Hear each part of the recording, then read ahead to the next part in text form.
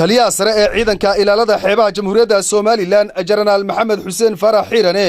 oo kormeer hawleed ku maraya gobolada galbeedka Soomaaliland gaar ahaan xeebaha ayaa booqday ciidanka ilaalada xeebaha ee degan magaalada Lughaya. taliye Maxamed Xuseen Farax Xiirane ayaa halkaasi salaan sharaf kaga qaatay ciidanka ilaalada xeebaha ee degan magaalada Lughaya waxaana salaantaasi xudun u ahaa taliyaha ciidanka ilaalada xeebaha ee gobolada Salel iyo Awdal Kabtan Haarun Saciid Cali. halkan waxa ku qoran 22 askari, 2 askari waa siig, 28 kale waa joogto. soo dhawow sar.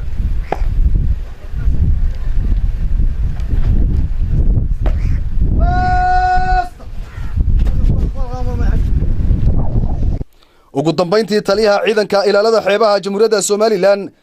General Xiirane oo ciidanka halkaasi kala hadlay ayaa waxa uu yiri ما بنكون عصبة وحواجبة إن صوار كبر والبعيد بدقين سنة وكم ساسة هاي سلعب أنتي صمر نيجي بزوج سلام بقيس يسكرشوا يسكوا هالنوع دقيقة كنا يوم ما قصاصة وكمي عقاب الله مليا ميل باتشوتي مثلا هذا وحكسر لكيني كذا نال لورن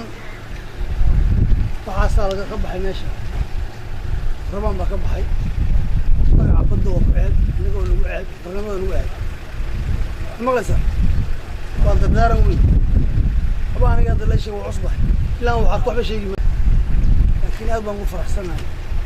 تخص كذا دونان فينا وحن لا يا دونان تبرش نسوي هل كان يجي عن صمري كل عجز ماي محمد عوال الداير شنيل نيوز مقالة السيلة.